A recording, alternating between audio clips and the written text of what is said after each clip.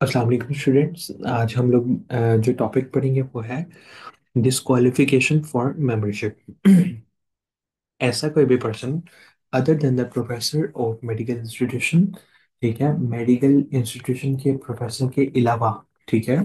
Other than मतलब कि वो नहीं,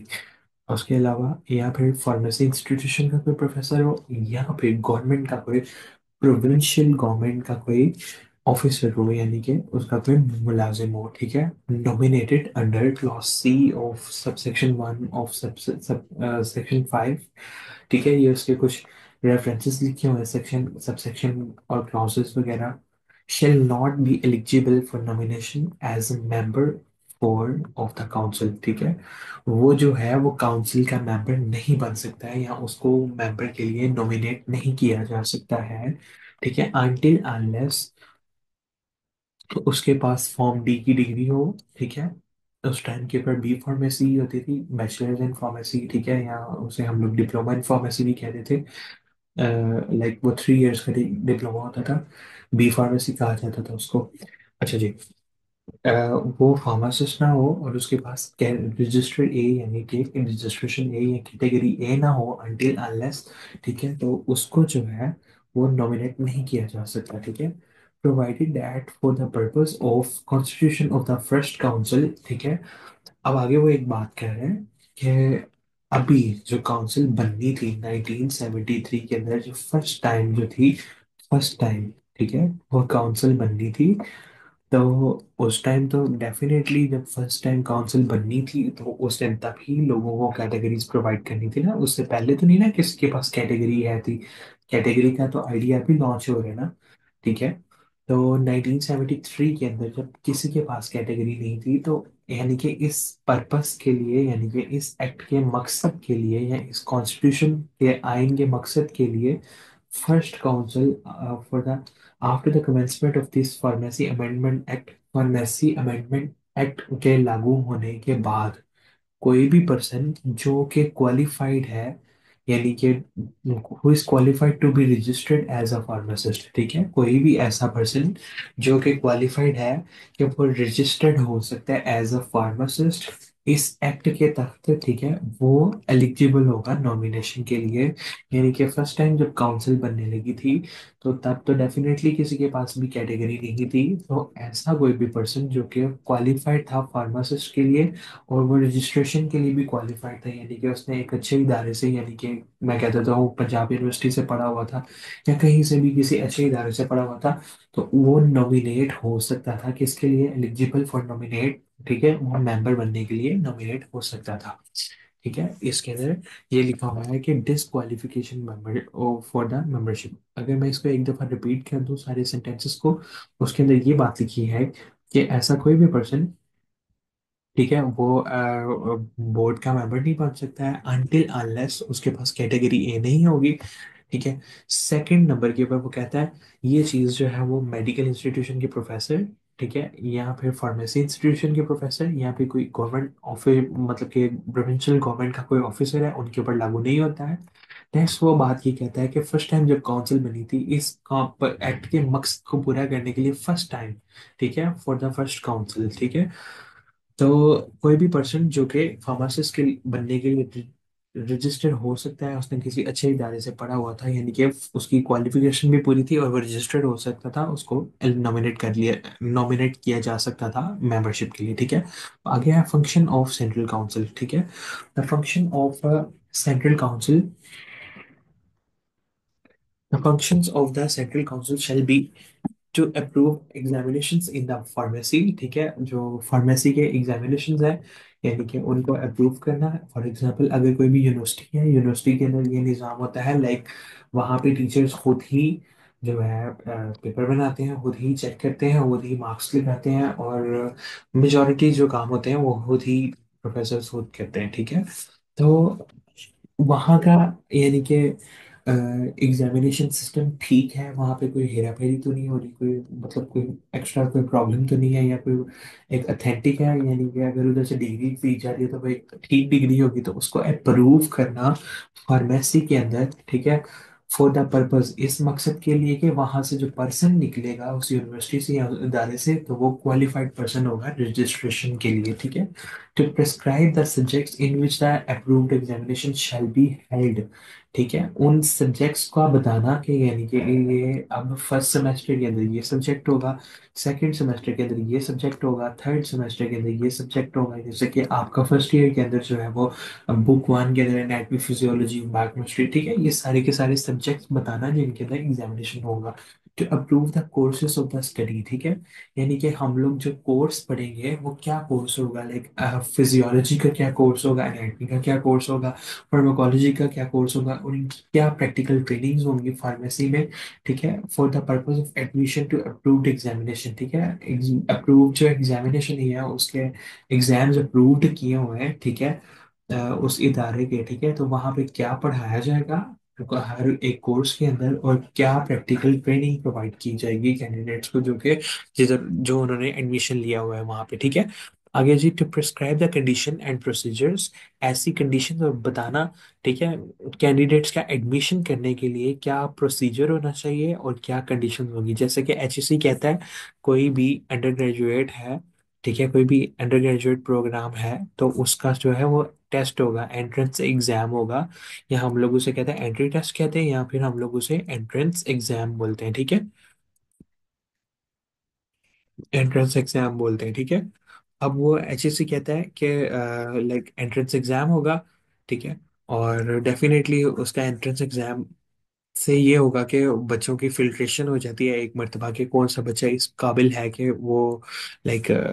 पढ़ सकता है और ये वाला कोर्स नहीं पढ़ सकता है, जैसे। और फॉर्म डी का क्राइटेरिया ये है कि 60% जो है मार्क्स एफएससी के अंदर होने चाहिए, एफएससी के अंदर 60% मार्क्स होंगे तो तभी आप इसके अंदर एडमिशन ले सकते हैं फॉर्म डी के अंदर, ठीक है। तो ये फिर सारी कंडीशंस और प्रोसीजर्स बताना कि कैंडिडेट जो है वो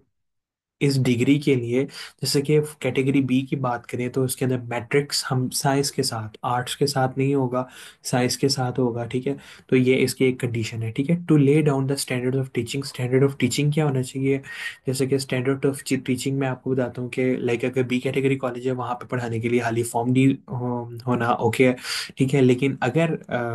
फार्मेसी का है फॉर्म डी है तो वहाँ पे जो है एमफिल होना ज़रूरी है, ठीक है। तो स्टैंडर्ड ऑफ टीचिंग जो है उस इंस्टीट्यूशन को मेंटेन करने होंगे जो कि अप्रूव्ड कोर्स ऑफ स्टडी पढ़ा रहा होगा, ठीक है। वहाँ पे कौन से इक्विपमेंट्स पड़े होने चाहिए, लैब के अंदर कौन सी फैसिलिटीज अवेलेबल होनी चाहिए, ये सारा का सारा कौन बताता है, सेंट्रल काउंसिल बताती है, सेंट्रल फार्मेसी काउंसिल, यहाँ से हम लोग फार्मेसी काउंसिल ऑफ पाकिस्तान बताती है, ठीक है। To recognise the degree, degree को रिकॉग्नाइज करना कि डिग्री जो है वो ओके है, ठीक है, या डिप्लोमा है उनको रिकॉग्नाइज करना, उनकी वेरिफिकेशन करना for the purpose of registration as a pharmacist, ठीक है, यानी कि फार्मासिस्ट की डिग्री और या डिप्लोमास को उनको रिकॉग्नाइज करना, ठीक है। फार्मेसी इंस्टीट्यूट की इंस्पेक्शन करना, ठीक है, जो कि कोई कोर्स करवा रहे हैं फार्मेसी के अंदर और वहाँ पे टीचिंग्स जो है imparted and examination held by them, वहाँ पे जो पढ़ाया जा रहा है, ठीक है, उनको जो है उनकी इंस्पेक्शन करना या उसकी क्वालिटी को चेक करना, या वहाँ पे जो एग्जाम्स हो रहे हैं उनको भी जो है उनको देखना, ठीक है। To do such other thing, या दूसरा ऐसा कोई काम करना या तमाम ऐसे काम करना या ऐसी चीज़ें करना जो कि इट में बी empowered और रिक्वायर्ड टू डू बाय और अंडर दिस एक्ट, इस एक्ट के थ्रू करने पड़ेंगे या इस एक्ट के थ्रू करने होंगे, ठीक है, तो ऐसे हर काम करना, ठीक है। अच्छा जी, नेक्स्ट है the,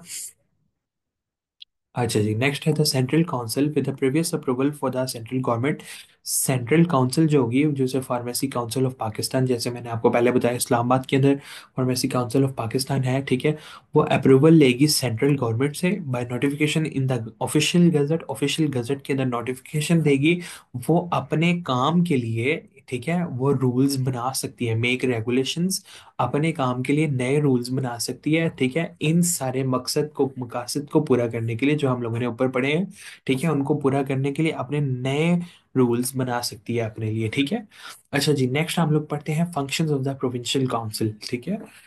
functions of provincial council के अंदर आता है to prepare and maintain registers of the pharmacist, pharmacist के रजिस्टर्स मेंटेन करना, ठीक है, जैसे फॉर एग्जांपल अगर हम लोग पंजाब फार्मेसी काउंसिल के अंदर जाते हैं, ठीक है, वहाँ पे लाइक अगर कोई फार्मासिस्ट जिसने फॉर्म डी किया हुआ है, ठीक है, वो रजिस्टर ए के अंदर मेंटेन होगा, ठीक है। और अगर किसी ने बी कैटेगरी की है, ठीक है, वो जो है वो रजिस्टर्ड बी के अंदर यानी कि बी कैटेगरी ये की है तो वो रजिस्टर्ड बी के अंदर उसको जो है यानी कि ऐड किया जाएगा, या उसको जो है मेंशन किया जाएगा रजिस्टर बी के अंदर, उसको रजिस्टर किया जाएगा, ठीक है। तो उन सारे रजिस्टर को तैयार करना और मेंटेन करना, ठीक है। और फार्मासिस्ट जितने भी फार्मासिस्ट हैं और अप्रेंटिसेस, ठीक है, फार्मासिस्ट से मुराद ये है कि कैटेगरी ए वाले भी आते हैं और कैटेगरी बी के अंदर बी वाले भी आते हैं। अप्रेंटिसेस क्या होता है? अप्रेंटिसेस जो है हम इसको आगे मजीद भी पढ़ेंगे, लेकिन अभी भी मैं आपको बता देता हूँ। अप्रेंटिसेस वो होते हैं, जैसे फॉर एग्जांपल अगर मैं एक हॉस्पिटल फार्मासिस्ट हूँ, ठीक है, और कोई भी स्टूडेंट मेरे पास आता है कि सर मुझे ट्रेनिंग के ऊपर रख ले, मैं उसको 2 से 3 साल ट्रेनिंग देता हूँ, ठीक है। और उसको मैं ट्रेनिंग देने के बाद, ठीक है, अब वो मुझसे एक सर्टिफिकेट लेता है कि मैंने आपके पास इंटर्नशिप की है, या मैंने उसके आपके पास जो है वो मैंने अप्रेंटिसशिप की है, या आपने मुझे ट्रेनिंग दी हुई है, ठीक है। वो जो है वो फार्मेसी काउंसिल में वो जमा करवाता था, ठीक है। वो, ठीक है, वो जी डॉक्यूमेंट वो फार्मेसी काउंसिल में जमा करवाता था, और उसके साथ में पेपर होते थे कुछ सब्जेक्ट्स के, ठीक है। और वो वाला डॉक्यूमेंट जमा करवाया और साथ में पेपर हो जाते थे, उसको क्लासेस किसी किस्म की नहीं लेनी पड़ती थी, उसके डायरेक्ट पेपर होते थे। And he get the form category B, ठीक है, जिसे हम लोग कहते हैं फार्मेसी असिस्टेंट, ठीक है, या असिस्टेंट फार्मेसिस्ट, ठीक है। वो इसको अप्रेंटिसशिप कहते हैं, जिसको अभी 2025 के शुरू में, या 2025 के शुरू में तो नहीं, 2024 के एंड के ऊपर मरियम नवाज ने जिसे बंद कर दिया है, यानी फार्मेसी असिस्टेंट की जो डिग्री है, ठीक है, जो 2024 के अंदर मरियम नवाज ने क्लोज की है या बंद की है अगस्त सितंबर के अंदर। तो वो ये अप्रेंटिसशिप है, ठीक है, कि वो एक हॉस्पिटल फार्मासिस्ट से या एक रजिस्टर्ड फार्मासिस्ट से अप्रेंटिस या ट्रेनिंग की अपनी एक इंटर्नशिप लेटर बनवाते थे, और वो फार्मेसी काउंसिल में जमा करवाते थे और अपने बाकी डॉक्यूमेंट्स देते थे। तो उनके पेपर्स होते थे, ठीक है, जिसको अब जो है वजीर आला पंजाब ने, ये प्रोविंशियल गवर्नमेंट ने बंद कर दिया है, ठीक है। टू रजिस्टर्ड फार्मासिस्ट, ठीक है, फार्मासिस्ट को रजिस्टर करना और उनको सर्टिफिकेट्स देना, उनकी रजिस्ट्रेशन के सर्टिफिकेट्स देना, ठीक है। जैसे उनको कैटेगरी देना, ठीक है, रजिस्ट्रेशन ये होता है कैटेगरी देना। Let me tell you another thing. Licence एक अलग चीज़ है, ठीक है, और कैटेगरी एक अलग चीज़ है। जब आप यहाँ से पढ़ेंगे, ठीक है, अब आप जब ग्रेजुएट होंगे यहाँ आपको डिप्लोमा मिलेगा, आपको हम लोग रिजल्ट कार्ड्स देंगे, ठीक है, आपको सारी चीज़ें देंगे, ठीक है, और आपको डिप्लोमा मिलेगा यहाँ से, ठीक है। आप लोग जो है वो ये सारी चीज़ें लेके पंजाब फार्मेसी काउंसिल जाएंगे। पंजाब फार्मेसी काउंसिल में, ठीक है, जो भी रिक्वायर्ड डॉसियर होगा आपको आपको शेयर कर दिया जाएगा, ठीक है, कि ये वाले सारे डॉक्यूमेंट्स जो हैं आपने प्रिंसिपल से अटेस्ट करवाने होंगे, ठीक है। और वो सारे आपने पंजाब फार्मेसी काउंसिल आपको कैटेगरी बी देगी या रजिस्ट्रेशन बी देगी, जिसके ऊपर आपका नाम, आपका category number, father name, CNAC and all date लिखा होगा। फिर जब आप अपना मेडिकल स्टोर बनाने लगेंगे, आपको ये कैटेगरी रिक्वायर्ड होगी या रजिस्ट्रेशन, ये है रजिस्ट्रेशन रिक्वायर्ड होगी, ठीक है, ये रजिस्ट्रेशन भी है, ये आपको रिक्वायर्ड होगी लाइसेंस के लिए, ठीक है। लाइसेंस एक अलग चीज़ है, कैटेगरी एक अलग चीज़ है, ठीक है। लाइसेंस जो है वो प्रीमिसेस पे किसी पर्सन को इशू होता है, ठीक है, 2 पर्सन्स को, ठीक है। एक उसके अंदर होता है क्वालिफाइड, एक उसके अंदर होता है प्रोपराइटर। प्रोपराइटर वो होता है जो पैसे लगा रहा होता है, क्वालिफाइड वो होता है जो कि जिसके पास डिग्री होती है या जिसके पास कैटेगरी होती है, ठीक है। तो प्रोपराइटर जो है वो बिजनेसमैन होता है, और क्वालिफाइड जो होता है वो फार्मासिस्ट होता है, ठीक है। और एक जो फार्मासिस्ट है वो प्रोपराइटर भी हो सकता है, अगर वो पैसे लगाए तो वो प्रोपराइटर भी हो सकता है और वो क्वालिफाइड भी हो सकता है, ठीक है। अच्छा जी, बैक टू द टॉपिक। हम लोग इसको पढ़ते हैं, ठीक है। To conduct examination for the purpose of the registration of the pharmacy, जैसे कि पंजाब फार्मेसी काउंसिल है, बी कैटेगरी के एग्जाम्स लेती है, ठीक है, ताकि उनको कैटेगरी बी वालों को रजिस्टर कर सके, ठीक है। दूसरी ऐसी चीज़ें करना, एक्ट्स और यह चीज़ें करना जो कि इस एक्ट के तहत लिखी हुई है, या इस एक्ट के मकसद को पूरे करने के लिए ऐसा कोई भी काम करना, ठीक है। आज के लिए आई थिंक सो इतना इनफ है, बाकी हम लोग नेक्स्ट लेक्चर के अंदर पढ़ेंगे। Thank you so much.